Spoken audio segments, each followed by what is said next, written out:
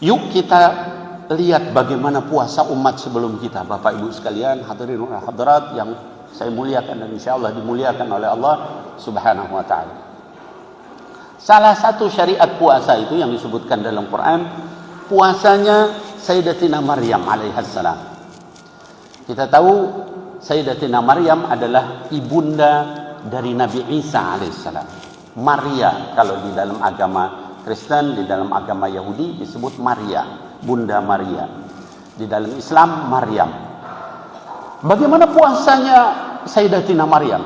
Kata Allah di dalam Quran surah Maryam dikatakan, Inni nadartu lirrahmani sawma falan ukallimal yawma insiya.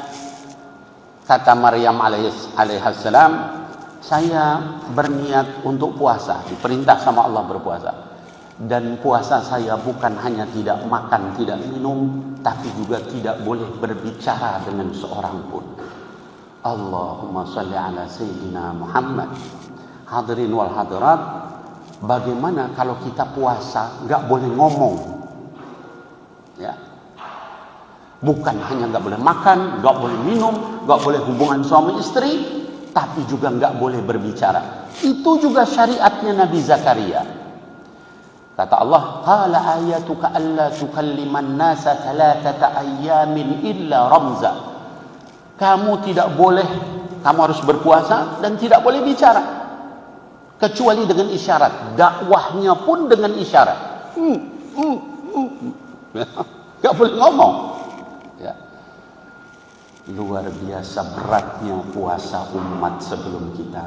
Jadi hadirin wal hadirat, ketika kita merasa berat puasa, malu kita dengan syariatnya umat sebelum kita.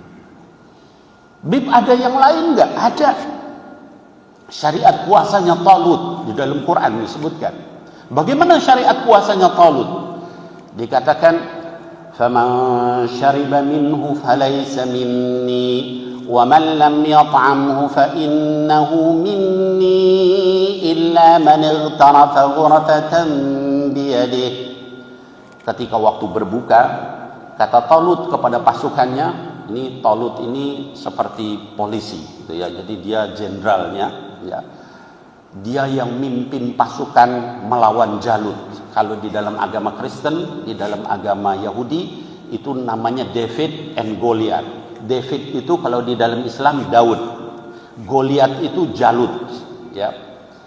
Ketika pasukan Talut di mana di dalamnya ada Nabi Daud, masih muda waktu itu belum jadi nabi, berhadapan dengan pasukan Goliath itu yang dikatakan Goliath itu besar, raksasa luar biasa. Sementara Talut itu kecil orang. Daud itu juga kecil badannya ya. Ketika ini sama Allah diperintahkan puasa. Lalu kata Talut, puasa kita ini berbukanya hanya boleh dengan seteguk air, seciduk air. Nggak boleh makan, nggak boleh minum lebih dari seciduk air. Ketika datang waktu berbuka, fasyaribu illa qalilum minhum. Kata Allah Subhanahu wa taala, saat berbuka pasukannya ini minum banyak-banyak, kecuali sedikit aja yang sanggup puasa kayak begitu. Dan ketika hari berhadapan dengan pasukan Jalut itu, berkatalah orang yang minum banyak, la taqata lana al-yawma bi Jalut wa junudi. Wah, kita nggak bakalan sanggup nih ngelawan pasukan Jalut.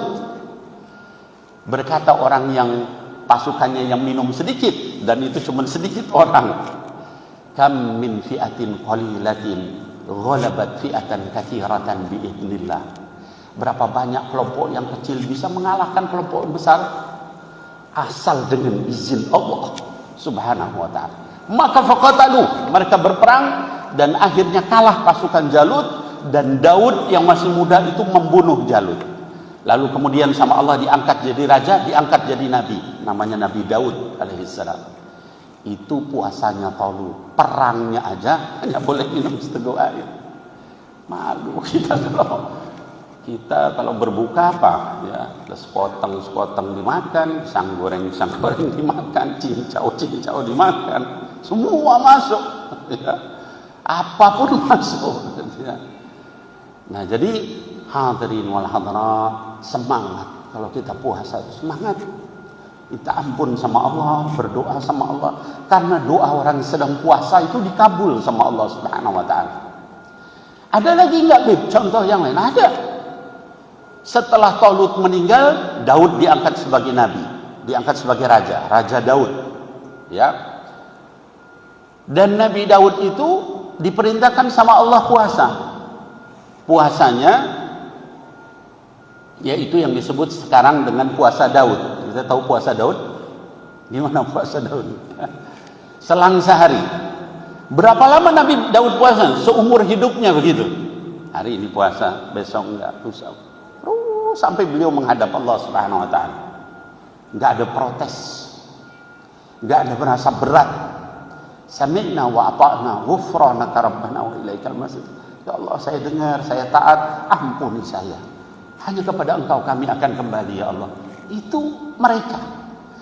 Jadi hadirin wal hadirat, yuk kita sungguh-sungguh dalam puasa, bukan hanya menahan makan dan minum dan hubungan suami istri, tapi juga menahan dari yang haram. Mata kita jangan lihat yang haram, telinga kita jauhi dari yang haram, mulut kita jauhi ngomongin yang haram, jangan bohong, jangan nyaci maki.